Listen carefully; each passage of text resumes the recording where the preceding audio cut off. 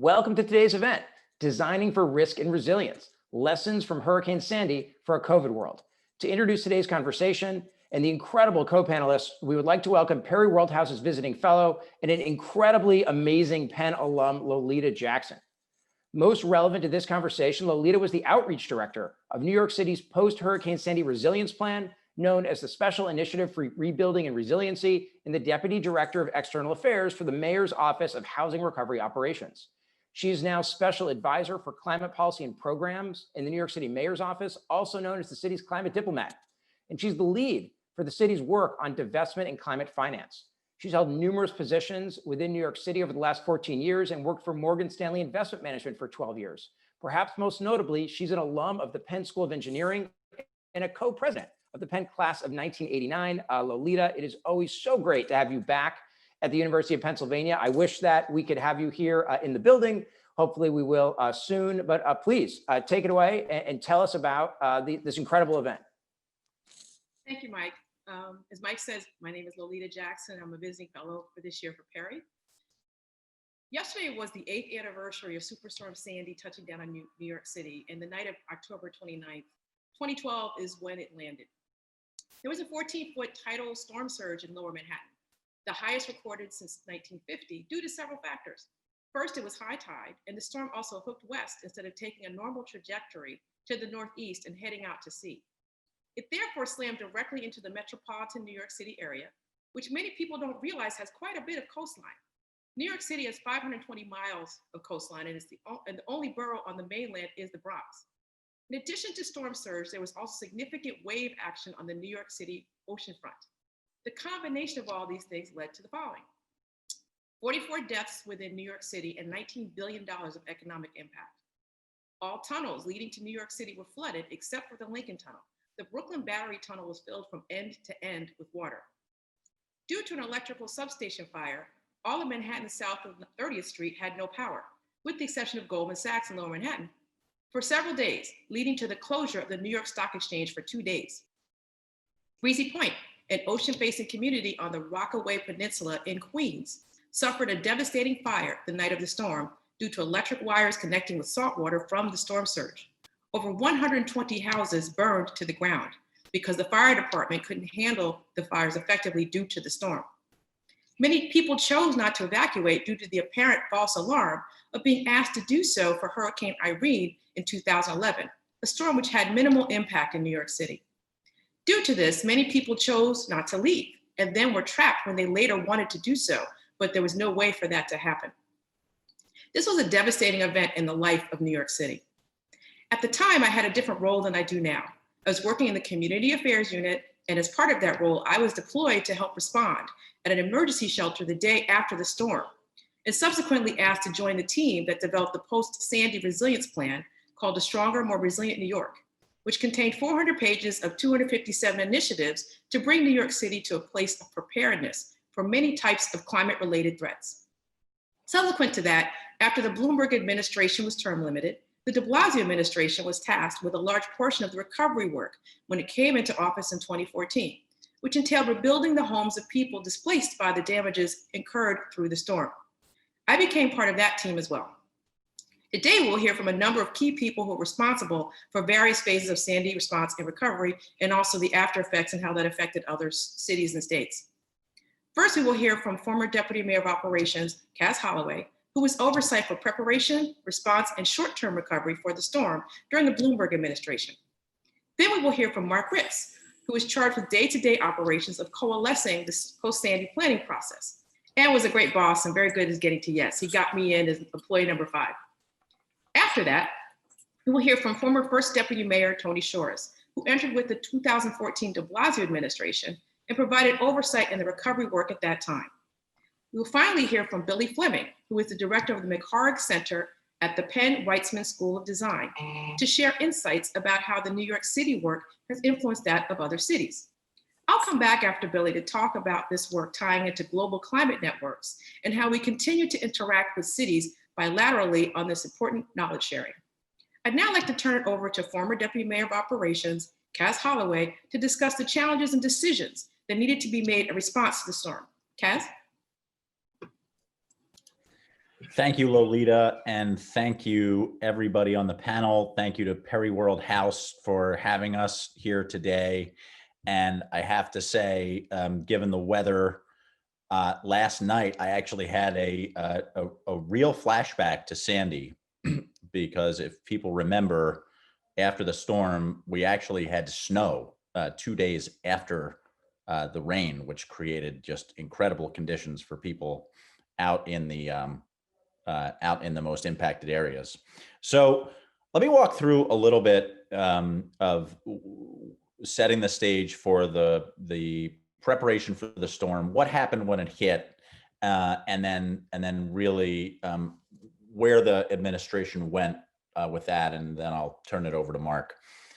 So the context of coastal storm in New York City, it turns out New York City has actually had a coastal storm plan since 2000. However, the likelihood of a hurricane hitting New York City has always been considered low.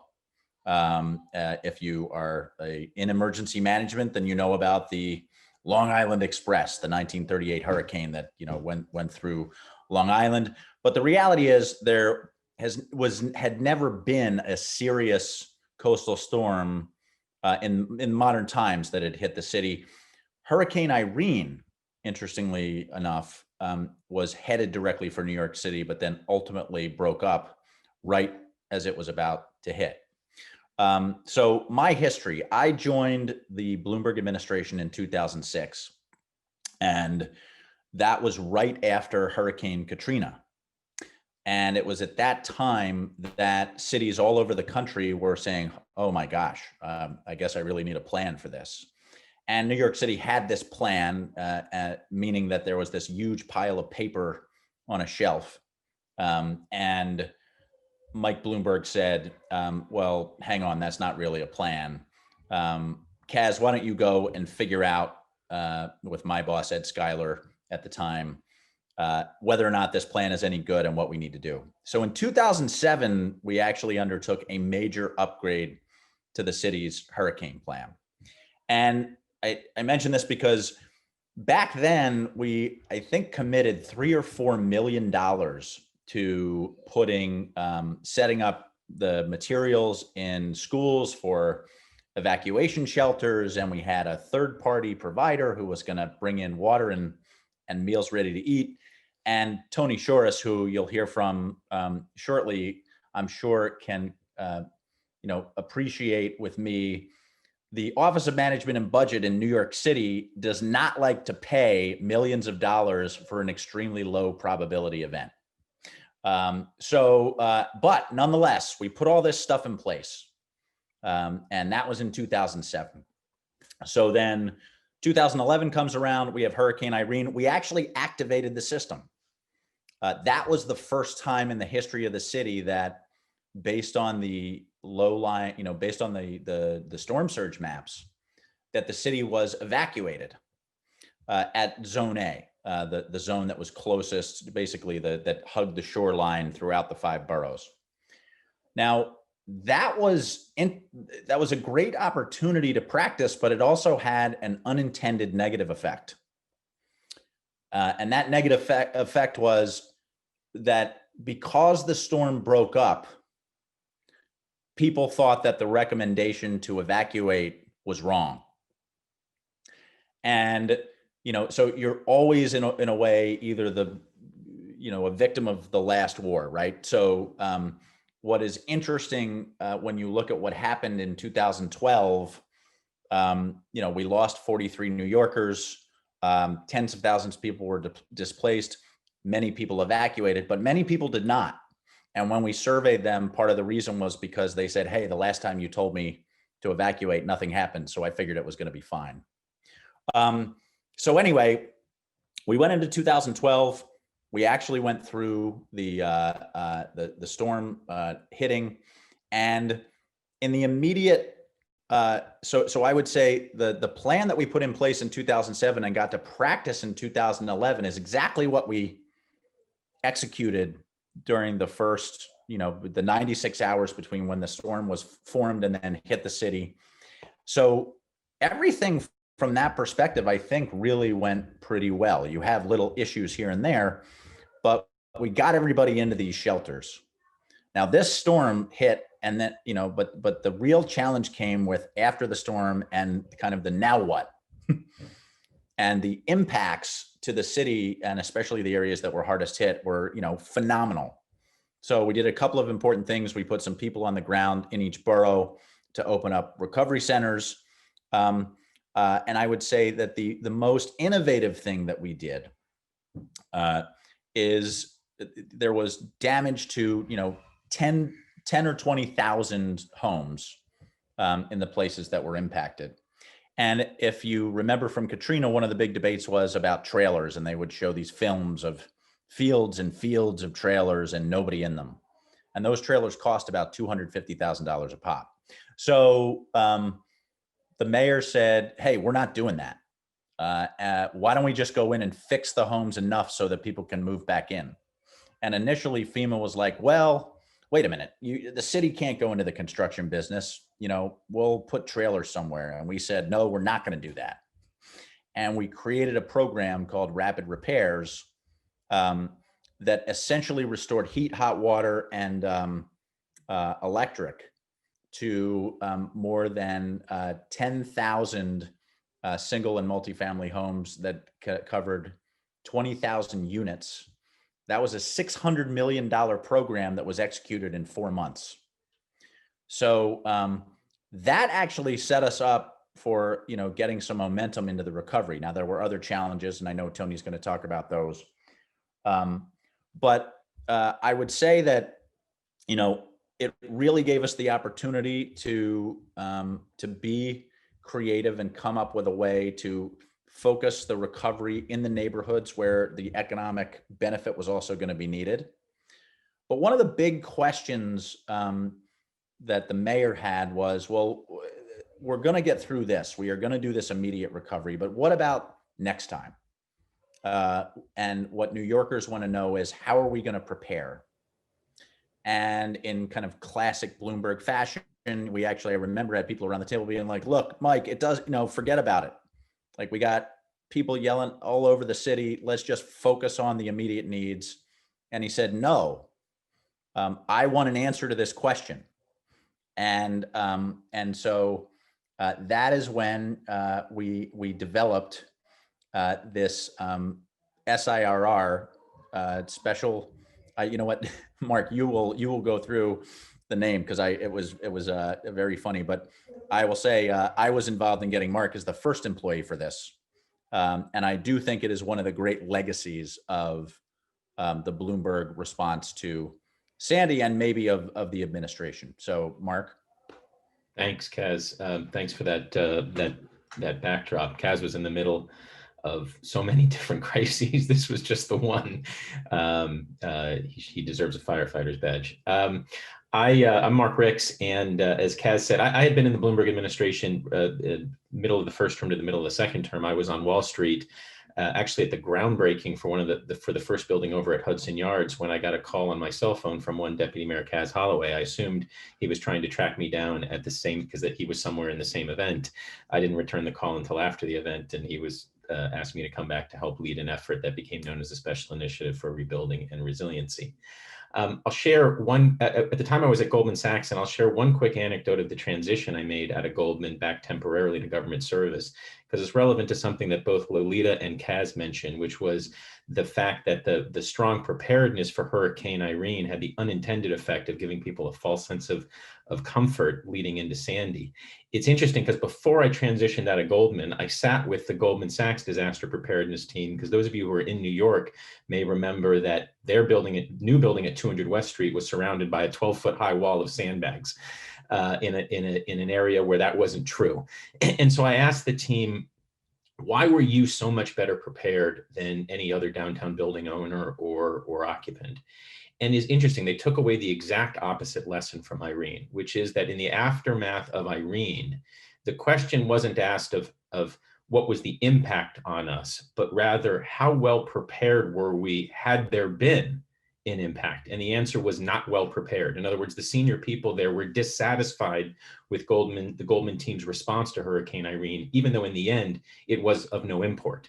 And so as a consequence, they were monitoring this storm as early as anybody else and were extremely well prepared. And so it's so interesting the different ways people can do an after action review of something like a Hurricane Irene. And the right way to do an after action is not to focus on what was the impact, but rather how did we do? I also clearly remember saying to the Goldman team, because Goldman had just relocated out of 4 buildings, each of which had been really damaged and flooded. And I said something to the effect of, good thing you weren't still in those buildings or you would have been flooded out. And this guy looks at me without cracking a smile and said, if we'd have been in those buildings, they wouldn't have flooded. So I appreciated that mix of confidence and arrogance. In any event, as Kaz mentioned, we were formed in the immediate aftermath when people were literally still trying to get back in their homes to ask questions around how do we prepare for events like this in the future.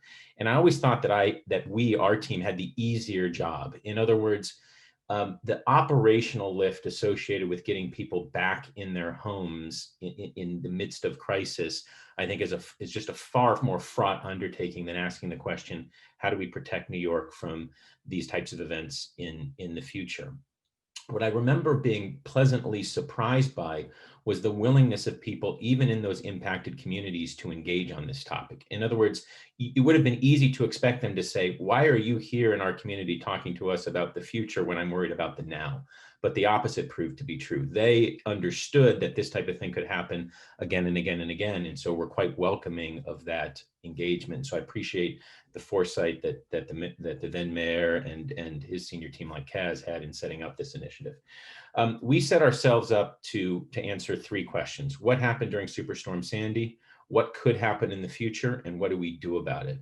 And those 3 phases were intentionally designed for the following reasons. First, you couldn't design solutions until you understood what had happened. A great example of this was many people defaulted to the answer being there was no gas. We should make sure that there are generators at every gas station. But when you dug into the why there was no gas, the dominant driver was not lack of power at the gas stations, but rather a lack of gas because there were breakdowns in the supply chain that get the gas from where it originates to the gas station. So that was question 1. What happened during Hurricane Sandy and why? The second question was what could happen in the future? And the reason this was important is, as you heard, we wanted to make sure we were thinking about not just about what had happened, but what could happen. So Lolita explained the trajectory of the storm. It ended up hitting the city predominantly to the south. And therefore you could conclude that, well, this is the worst that could hit New York. Areas in the northern part of New York City are therefore immune. But we did analysis to show that if the storm had taken a different trajectory, southern New York might have been spared. But for example, 30% of the in-city power generation fleet would have been underwater because it's located in places like northern Queens. And then third, of course, was, and therefore, what should we do about it in the future against a backdrop of understanding that resources were going to be limited and any plan was going to need to play out over multiple administrations. To fulfill that, we brought together a team of about 30 or so people, mix of people who were already in government and people like myself who came back into government on a temporary basis, although I'm happy to say that for some of those temporary people, it turned into a more permanent undertaking. And we divided ourselves into 4 teams. The first and really important was a climate analysis team. This already existed at the city. It's something called the Office of Long-Term Planning and Sustainability. Really smart, sophisticated people who were already working with Fema to update the city's flood protection maps. So they were the core of the work in terms of understanding what not just coastal storms, but other types of extreme weather events could do in the future. I view them as quiet heroes. People don't understand. To give you one example, all New York homeowners need to care about FEMA flood maps because they determine where people are required to or not required to buy flood insurance. And it's if you are in the floodplain, you want that flood insurance. If you're not in the floodplain, you don't want to need to be required to buy that flood insurance because it's extremely expensive and getting more so.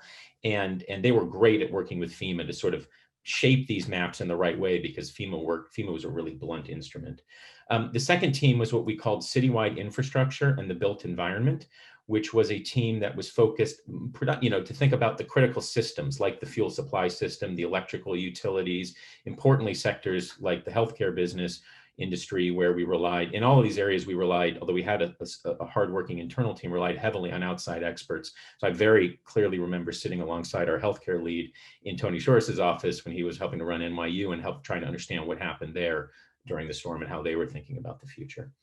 The third team was charged with developing so-called community rebuilding and resiliency plans. That's because it's all well and good to think of on a citywide basis and what could happen in the future, but there were 5 neighborhoods that were most deeply impacted, and we felt we owed it to them to do a deep dive into their neighborhoods and understand, okay, how do we protect this particular vulnerable neighborhood? We thought it would be insensitive not to treat them in a different fashion.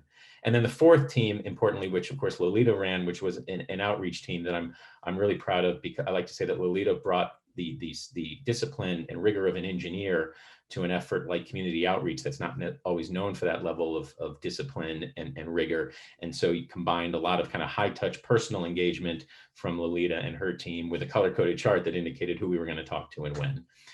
The result of that was a plan. It was a book. We modeled that book off of something that was done in the second term of the Bloomberg administration, which was the city's long-term sustainability plan, A Greater New York. We were paid by the word, so we produced that instead. I like to say we had every resource available to us except a good editor. But as the saying goes, I wrote you a long letter. If I had more time, I'd have written a short one. We wrote a long report. If we had more time, we'd have written a short one. And it's a blueprint for how to protect New York from extreme weather events in the future. This was near the tail end of the Bloomberg administration, but I'm really proud of the fact that the gentleman who led the so-called coastal protection chapter of this book, Dan Zerilli, stayed on to be the city's first resiliency lead, and then has stayed on through the de Blasio administration. And he and his team, including Lolita and others, have had to undertake the really hard work, which is actually implementing some of this stuff. So that's a little bit of the history of the special initiative for rebuilding and resiliency. And with that, I get to turn it over. It's my pleasure to turn it over to one of New York's great and distinguished civic players, former Deputy Mayor Tony Shorris. You're on mute. Somebody had to say it. I'm not old enough to be distinguished yet, but I'm old enough to not turn the mute button off on time. So obviously I'm somewhere in between.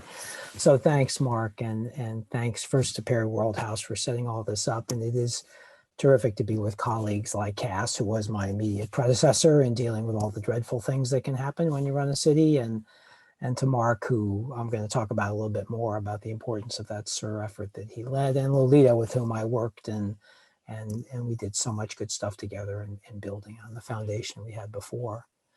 So I'm a bit of a bureaucrat and a bit of an academic. I do some teaching on crisis management stuff at a different university.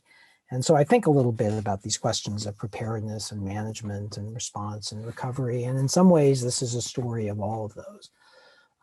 Cass talked a little bit about the preparedness that they had begun to put in place and the strength of that effort, and some of the management of the crisis itself, which he obviously was in the center of.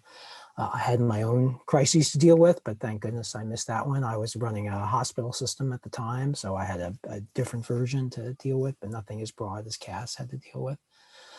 But then thinking and turning to the issue of the recovery, the response, but really into the recovery. And that's more where I ended up picking up the ball because we were turning from the kind of immediacy of the disaster itself and the rapid repairs program, which was a very quick kind of response, which, as Cass said, put some enormous and important tools into effect, as we then turn to the larger question of recovery. And I think the whole effort here offers some lessons that I take from some of this, and I sometimes use even in thinking about crisis management and response more generally. Yeah, the first of them is it's important for cities to be humble about what they're good at. And it's true of all organizations, not unique to the public sector, but is to be realistic about what you're good and what you're not so good at. And in this case, one of the challenges the city faced was we took on a responsibility, and it happened in both administrations, wasn't unique to one, that we would take on the rebuilding of a lot of single family homes and that were destroyed during the storm. Other jurisdictions took different approaches, and instead of rebuilding them through the public sector, they handed out money to the injured parties and let them rebuild their own homes. There were some reasons why we opted for that, why the Bloomberg administration and our administration following opted for that approach. But I think, and I want to get back to the why in a second, I think in retrospect, I'm not sure it was the best course. But we entered into a program of rebuilding thousands and thousands of individual homes. And that's not something the city had any experience with and was particularly good at. And once the drama of the crisis had ended, we got into the muck of the relationship between individual homeowners' tastes and the regulatory construct of federal rules and guidelines and public bureaucracy. The fit was poor. And the process of doing Build It Back became sloggy and slow and frustrating to everybody, to the public sector, to the individuals involved, to their elected officials. And that in some respects, I think, and this is a really important point that Cass and Marc brought up, but is the issue of actually overlearning from disaster. The overlearned lesson of Irene was, you prepared too much, nothing happened, why should I worry? In some respects, the overlearning that led to the Build It Back strategy was the overlearning of Katrina, where a lot of money was handed out to individuals and there was tremendous amounts of fraud and abuse and clawbacks by the federal government of wasted public dollars, and it was a mess. And so one lesson to be drawn from that potentially is, well, don't hand out all the money, execute it through a public process, and you'll protect yourself against that risk. And that is true. And the city's had, very few issues associated with fraud and abuse. On the other hand, it became very ponderous and it was not a good fit with the way the public sector worked. So we actually, again, overlearned a lesson, which is a danger from all of these. And finally, we didn't take advantage of one of the sad things, but a good thing about catastrophe, which is a chance to avoid incrementalism and think very differently about communities. And part of what was so important about the SIR book, and Marc doesn't know this, but I kept the SIR book on my desk for 4 years during the administration that I ran, which was not necessarily aligned with everything the Bloomberg administration did. But I felt that was such I know maybe it was too long, Marc, but such an important piece of work to try and think comprehensively about how a city works, regardless of whether it's about a storm or anything else. It's a tremendous primer in the underlying systems that make a city work. And the comprehensiveness of that was just a great base for us to begin to build from. And I think as we rolled into not only the Build It Back program, but beginning to try and answer our version of the question Mike had posed to Cass and others, which is, okay, where are we going now? How does this move forward? And develop our own comprehensive plan for the city, which we called One NYC, but was a building on much of the work that the prior administration had done around economic growth, around sustainability, and the SIR work around resiliency, and adding our particular agenda, which focused a lot on equity and inequality and how to address that. And ended up with a plan that had 4 pillars: growth, equity, sustainability, and resiliency, and focused a lot on how the intersection and interaction of those 4 objectives can be used to leverage each other. So how to turn building of homes and resiliency projects into things that create jobs for disadvantaged people, or how to create transportation systems that increase economic opportunity while increasing growth opportunities and so on. And so how to turn those into that kind of crisis into a bit of opportunity as well. And ultimately, I think the largest lesson of the One NYC experience for me was that focus and clarity is the key to accomplishment in government. These are enormous organizations. 375,000 people work for the city government of New York. So it's a very large enterprise. It's a nearly $100 billion a year show to run. So getting alignment in large organizations, I think this is true in other organizations I've been in, is a critical issue, especially when they're that big. And alignment is what creates power for change. And so having a clarity of focus, a set of limited and focused objectives is the key to a strategy, which means not doing many other things, but doing these things. So for us, resiliency, sustainability, equity, and growth became the 4 anchors on which we tried to guide the city afterwards. So I think in the long run, the lessons I took from this about overlearning, about making sure you understand what you're good at, about developing clarity and mission and focus, about seeing how you can have multiple goals leverage each other to create greater power among them all. I think those are all important lessons. I think there are a different set of lessons for the federal government to figure out about these kinds of recoveries, for HUD to figure out in particular, and FEMA to some extent as well. We can talk about those later. But I think, like all of these things, we're still in the process of learning what we need to learn from it and unlearning what we overlearned a little bit from it as well. So it's a tremendous opportunity, and I'm really glad for that reason that Perry World House pulled us all together to do something about this with some of the people who did such good work before us. So with that, I want to turn it over to Billy Fleming to wrap us up and send us into a larger context to take your questions as well. Billy. Great. Thanks so much. Thanks so much, Tony, and thanks so much, Perry World House and Lolita for pulling us together today. I'm gonna be quick because I know we want to get into some discussion, and I'm gonna talk, about some of these sort of larger than New York questions that other panelists have been pointing us towards, based in large part on what's almost 7 years now of field work in New York and New Jersey after Sandy, but also in Houston and Galveston and much of the Texas coast after Ike and Rita, and then later Harvey, throughout much of the rest of the Gulf and Atlantic coast after the sort of cavalcade of storms that have come through there. Some of which is captured in a forthcoming book with another Penn colleague, Carolyn Kuski, called An Adaptation Blueprint, that's really aimed at taking some of these core lessons and putting them together into a package for a potential future administration we'll know more about in a few days that could maybe pick some of them up and run with them. And I guess I should just preface all of this, right, by saying that there were few, if any, other American cities with the same financial, technical, and political capital of New York, right? Having at least one and certainly all three of those things. And so thinking through how the lessons from Sandy in New York scale across, the US, where you don't find the surf out of those things that you do in New York, creates some challenges for us, right? And I think it also forces us to ask questions about whether the kind of triage approach to climate adaptation that the country has taken so far that leaves cities like New York, maybe like Miami, relatively well positioned to take some of these challenges on because they have so much internal capacity, and leave cities like, say, Corpus Christi or Mobile or Pensacola kind of on their own is the right one. And so for me anyway, over the course of this work, there's really been kind of two buckets of learning that have been really important, from Sandy, from the SERB process, from Rebuild by Design, all of the other things that went into the sort of post-Sandy New York. One scales up, I think, to the federal government in the way that sort of Tony was alluding us to just a moment ago. And then one, I think, sort of scales across to other communities that maybe don't have the same surplus of capacity that New York does. And on the sort of scaling up side, certainly HUD and FEMA are really important conversations to be had, but there's also an extremely important discussion to be had about the future of the U.S. Army Corps of Engineers. The need to really rethink how it and our sort of coastal and flood-related infrastructure building programs in this country might be better attuned to a century that's already being shaped, will continue to be shaped by the climate crisis.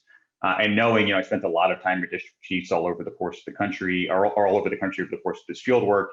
The Army Corps is full of a lot of really well-intentioned people, but they're organized, by mission, by mandate from Congress, around building conventional flood risk reduction infrastructure, like seawalls, like levees, like surge barriers, that perform a single function.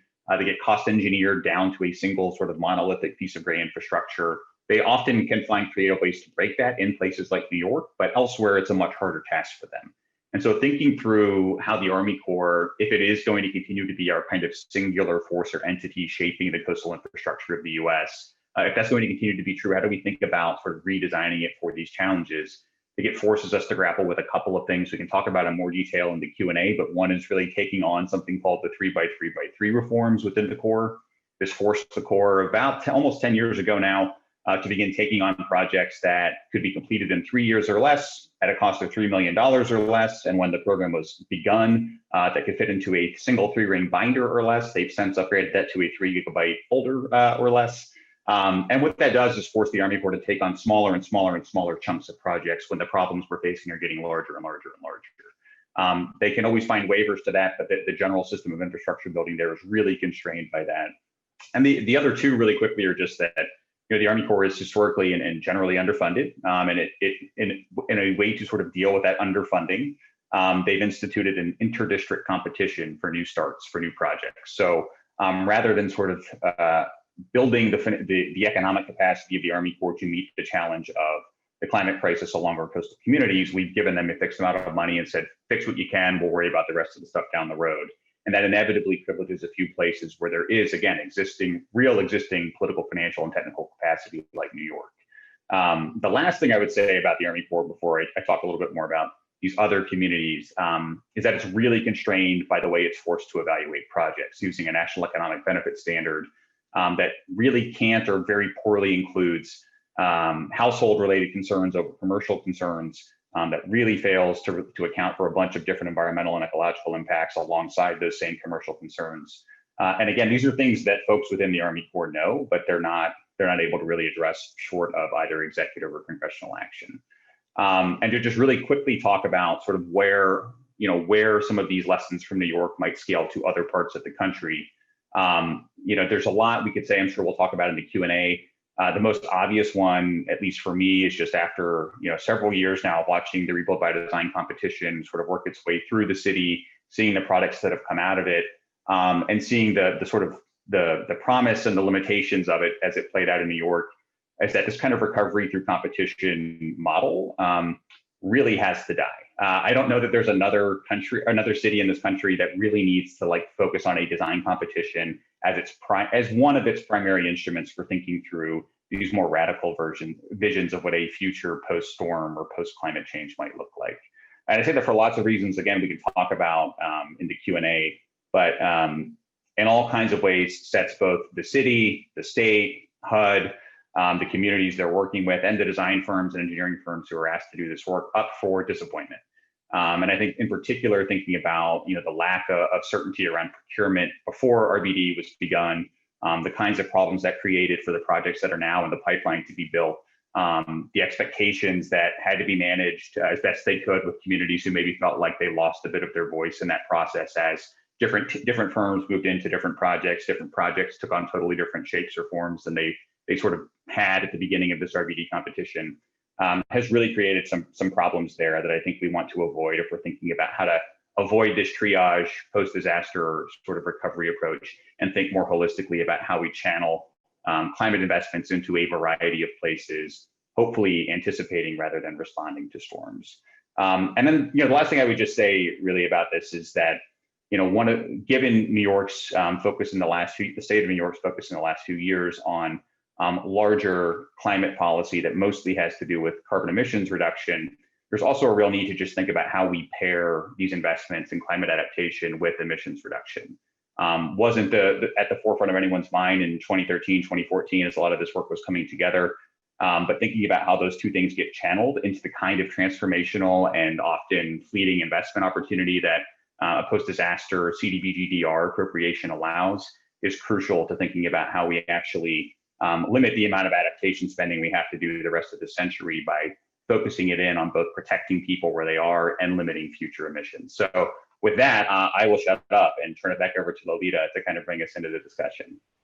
Thank you all for your great comments. I just wanted to give a few touch points of some of the things that were said. So one of the interesting things I found right after the storm was FEMA operating in New York City. It was very different than operating in other cities without robust emergency response. So Kaz can tell you there was some bumping of heads. Now to us meant now, and now to FEMA meant maybe 2 days from now. Or for example, the Rockaways is a very diverse community. You couldn't have one facility for FEMA in the middle of the island because certain people wouldn't go to it depending on where it was in the island. So you actually needed one in one part of the community and maybe another one in the other. They were not as flexible and really understanding how New York City operates. I think we taught them a lot of having that happen here. Secondly, with the CERB process, as Marc said, I was involved as the head of community relations and with the elected officials. Proud to say we met with 320 groups within 4 months. It was crazy, but we got it done. But the amazing thing to me during that process was that people who lost both their business and their home showed up to every meeting we had. They had extraordinary resilience. So I want people to understand, even though this was devastating in New York City, people came out, they cared deeply. And because we went to them, one time, Marc, I made him roll up his sleeves and bring in a box of donuts and have food. and people could bring their kids. We went to people where they were. So I'm very proud of that work. It is actually the proudest project of my 32-year career. So thank you, Marc, for being ahead of that. There's a quick story I want to tell about when you ask people what actually they want to have happen, you find out a lot. So we did some tours of the different areas that were affected. And we went to a particular community that said, hey, we didn't get our mail after the storm. Remember, it happened on the 29th. If you were on public assistance, you still got checks. The 30th was the first was a few days later. Turned out the mail facility for most of the Bronx, the mail actually came in on the west side of Manhattan. That may not have been discovered had we not started asking lots of questions. So it's very important to really ask deeply how people were affected. I want to shout out Tony because he was the first executive director of the Port Authority during 9/11.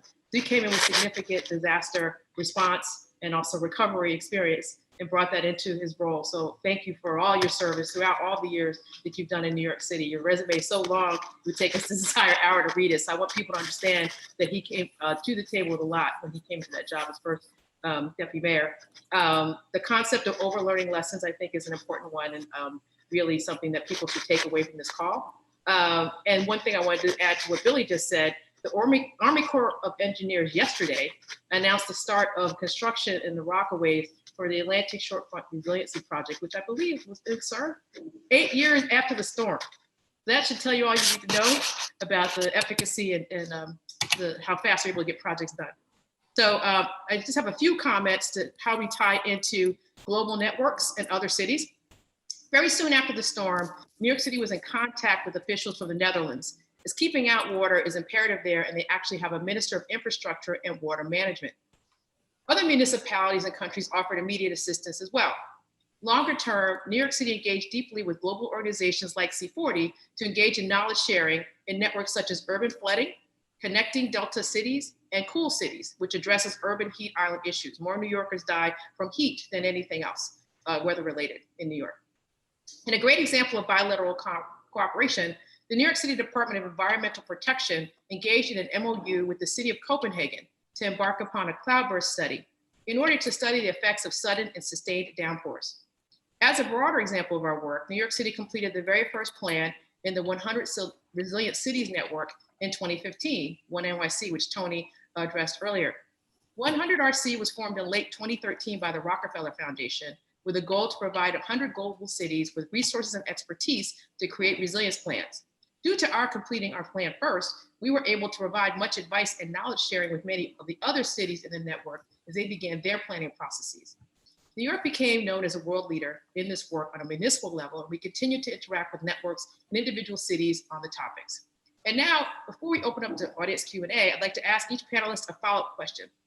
So Kaz, this is the first time New York City had been hit with a weather-related event that necessitated large-scale evacuation and coordination from so many entities that also had significant impact. What are the greatest lessons learned from that process that should be passed on to future respondents and the folks listening in today? Wow, get a book and try to keep track of the acronyms. First, I do want to thank Billy. That is a very thoughtful, the most thoughtful assessment of the Army Corps of Engineers I've heard. And really, most people in the country, do not really understand, number one, that there is an Army Corps and how important they are. It is a hugely important function and agency, and you're absolutely right. It needs to be overhauled. In terms of, I don't. It's hard to pick a most important lesson, but I will say that coordination between the federal, state, and local level. On the one hand, when you get down into the line people who are at OEM in New York City and then other places, everybody knows they have a role and a job. But when you get higher up, too often the politics and the interagency turf can really get in the way. And I will say this is a thank you to Tony, maybe the way to really show the emphasis of this. I forgot just how much Katrina weighed on our thinking. It was all about a phrase that isn't said anymore. I don't know what the phrase is going to be coming out of COVID and what it was, but it's duplication of benefits. We can't have a duplication of benefits. This was, and I mean, this impacted everything because of the fraud that happened in Katrina. And it meant that, getting decisions and having flexibility from FEMA, which was super important, usually difficult. HUD, same thing, and so I think that if we can figure out a way for government to come to each of these disasters on their own terms more effectively, it might facilitate faster, more efficient, more thoughtful recovery. Thank you, Kaz. Now I'd like to turn over to Marc really quickly. Marc, the surge staffing of academics, this is why I think it's the best project I've ever worked on. You had a combination of so many great minds from different disciplines, academics, public and private folks, Parsons Brinkerhoff, McKinsey, some of the best design people, just all together, city agency people, and they were embedded on site. Could you just talk about a minute or two about how that worked and how, sort of that sharing of ideas and best practices came together? Sure. I co-led the effort. The overall head of the effort was Seth Pinsky, who was then the president of the New York City Economic Development Corporation. And he and I worked closely to try to build that team. We joked like it was at the beginning of movies like, asteroid movies, where you go try, pulling people back in from their, sedate private sector lives. But it would be an exaggeration to say that the team, was even majority drawn from the private sector.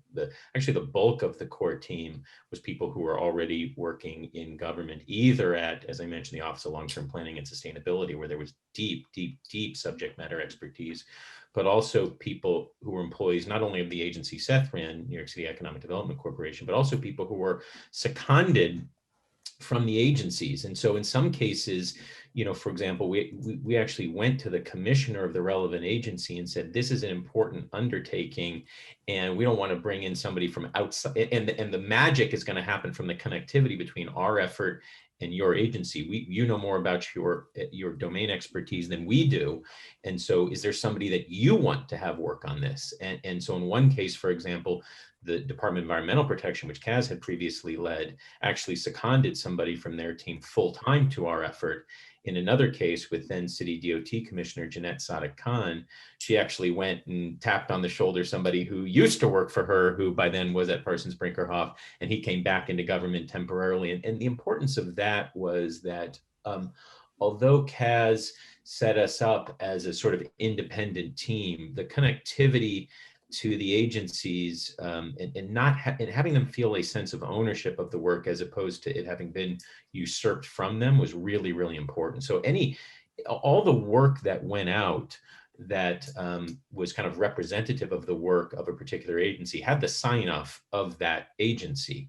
And sometimes there may have been a little bit of tension or a little bit of negotiation or back and forth, but that was important because our team was a temporary team. We were going to disband after this effort wrapped. We did disband. And if what we left behind was a report where the individual agencies didn't feel ownership of it, then all that report was going to do was gather dust, whether on Tony's desk or someplace else.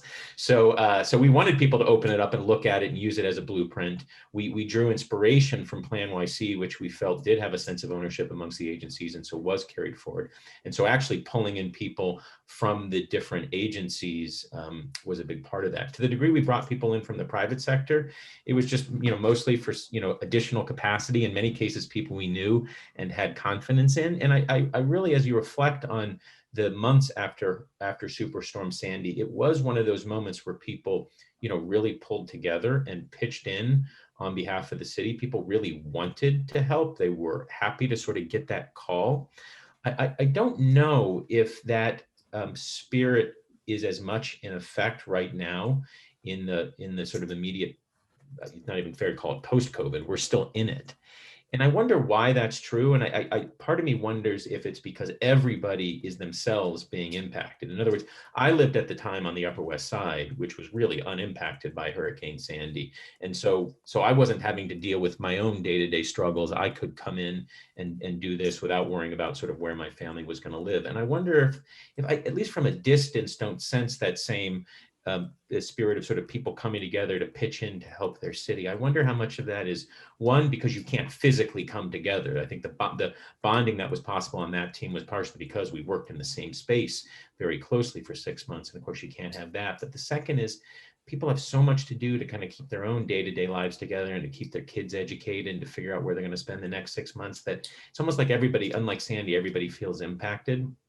And so I sort of, and I may be wrong, I'm at a distance myself, both literally and figuratively. And so maybe there is that same spirit of people from the public and private sectors coming together, but to the degree that isn't happening, I think we're losing out on one of the things that makes New York such a strong respondent to events like this. It's nobody's fault, it's just the particular circumstances we're in right now.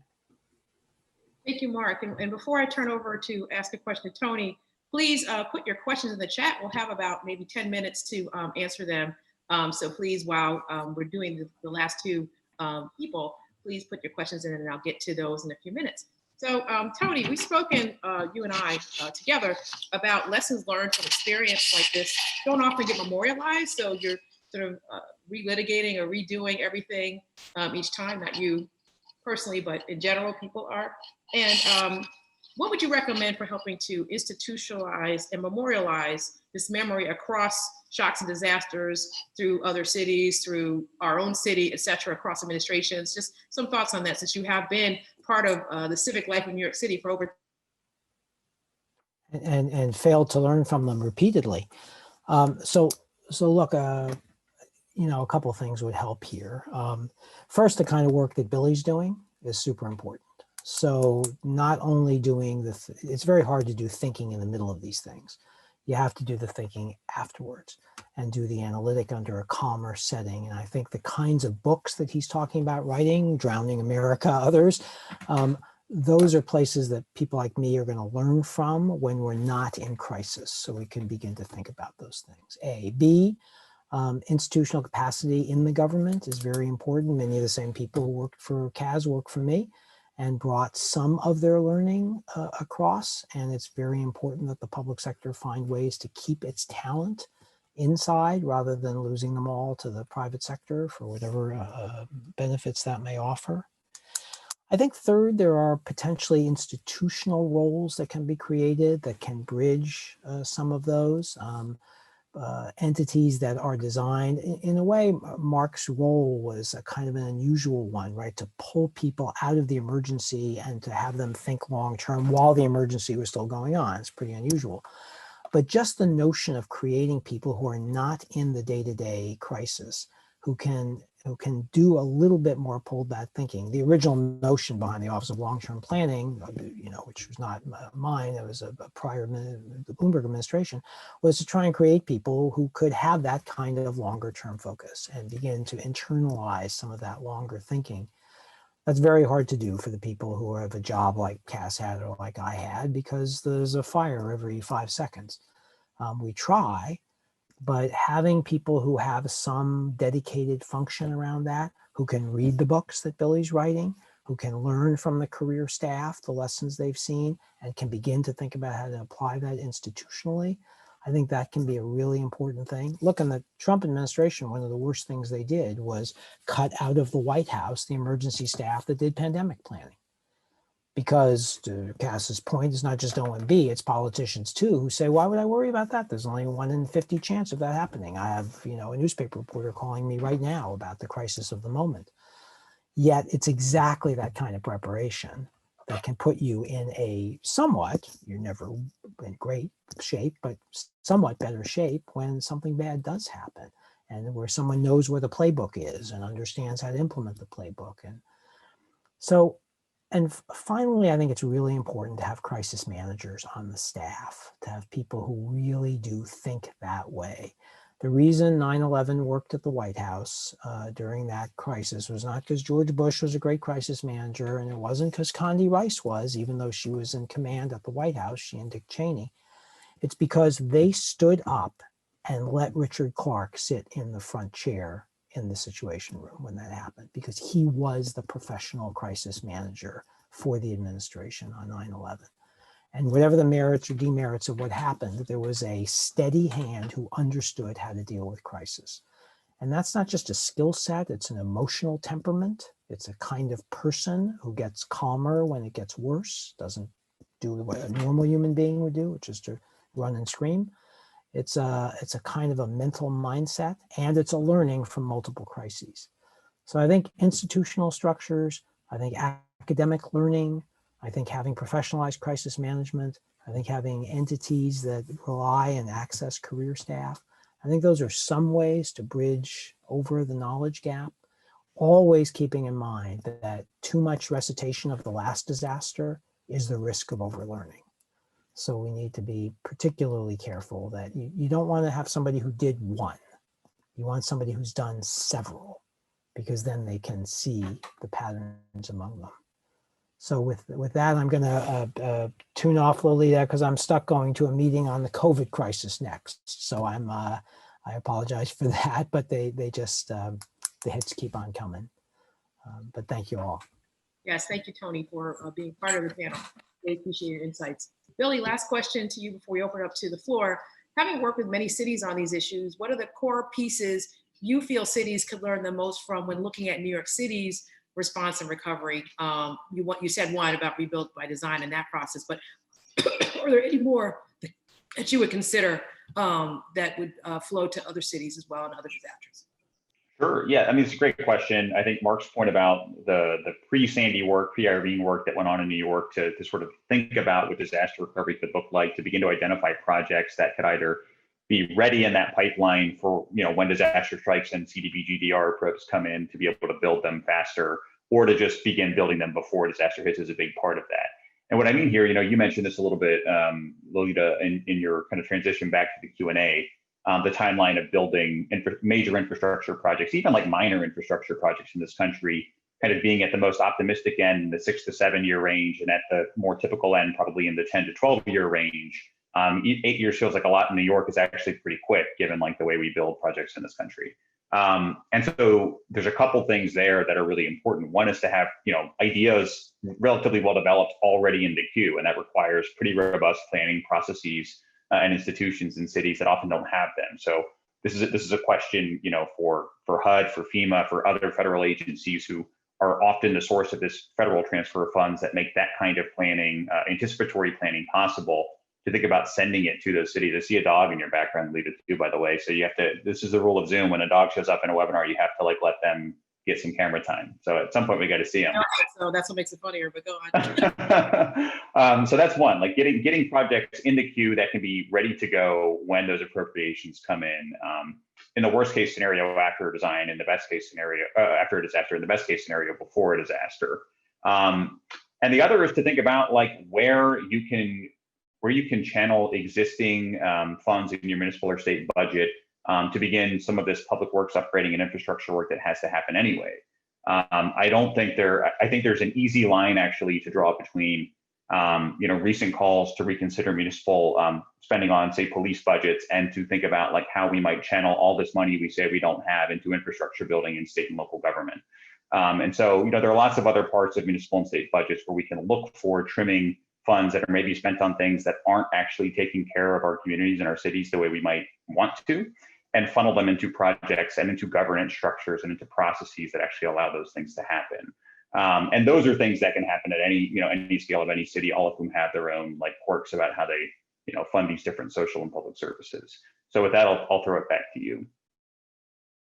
Thank you. So now I'm going to pull from the Q&A in the chat, and just if we can give shorter popcorn answers to these, since we have about 7 minutes, maybe 8 for that.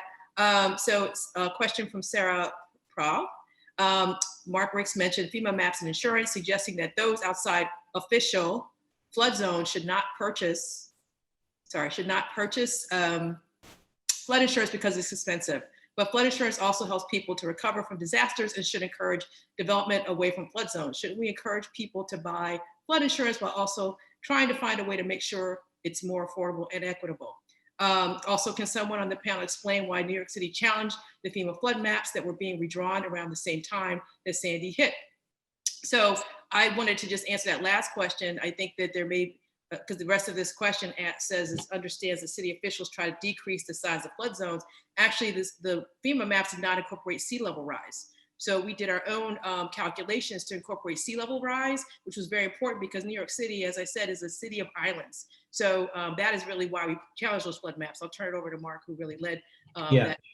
I think that's a good point, because as Lolita said, we were very interested, the city predating me, was very interested in having forward-looking floodplain maps that accounted for the fact that sea levels had gone up and would continue to go up. The biggest mistake would be having flood maps that are drawn too narrowly, and so people who are at risk don't know that they are at risk. Make no mistake, that would be kind of the most significant mistake. But it is a problem if the flood maps are drawn too widely. To give you an example of that, if you can imagine that, for example, the lower Manhattan shoreline was a sandy beach, that water could come rolling up, it would suggest that even more of lower Manhattan is truly exposed than actually is. And so that was just a case where the flood maps that FEMA had, their tools were not adapted to an urban built form. There are consequences to having the flood maps drawn too broadly, including, for example, the incurrence of significant additional cost in the construction of new buildings that could, for example, inhibit the creation of new affordable housing. I mean, if one were to take the most conservative view, you would declare the entirety of the 5 boroughs a floodplain, but that would add significantly to the cost of new buildings. One of the more nearer term impacts, though, is flood insurance. And I distinctly remember the community board manager out in a portion of the Rockaways, who was an influential community figure, who said FEMA flood insurance rules will do more damage to the Rockaways than Superstorm Sandy did. And his rationale was that because flood insurance is not a particularly economical product, it is not a product that that the private market wants to offer. The only flood insurer is the federal government. It gets distributed through private insurance companies, but the insurer of record is the federal government. It has been heavily subsidized by federal taxpayers, which has the negative impact of encouraging development in the floodplain. There was, at the time of Sandy, a law on the books that was going to result in flood insurance rates going up to market, which is good if you are trying to discourage development in the floodplain in the future, but is dangerous from a socioeconomic perspective, particularly in a city like New York, where, unlike many other markets where the people who live on the water are the most well-off, many of the waterfront communities in New York are middle class, working class, or even relatively poor people who were going to find that on a house not worth particularly much, they were suddenly going to get socked with flood insurance bills that were going to go from $600 a year to $8,000 a year for people who could not afford to pay that. And so the risk was that if you unnecessarily expanded the floodplain to areas that were not in fact at risk, that you would result in significant socioeconomically driven flood insurance cost driven displacement. Notwithstanding the fact that we spun up an effort in that time to try to work with FEMA to modify their rules for a more urban context, that's getting FEMA to change any of its policies is not an easy undertaking. So those are the types of reasons why we wanted to make sure that the flood insurance maps, not that they were as small as possible, but that they were as accurate as possible. And I want to particularly call out the Mayor's Office of Resiliency for all the significant work that they have done to do flood insurance knowledge sharing with people who are actually affected. They did a lot of community engagement work around that. And I want particularly, I hope she's watching, Carrie Grassley, who's actually a Penn alum as well, did significant work in that area. Kaz, I have a question for you. Could you speak more about how duplication of benefits caused disruption to recovery and what you tried differently in a future recovery? Sure. So the disruption of duplication of benefits, and by the way, I'm not in favor of duplication of benefits. It's a legitimate concern.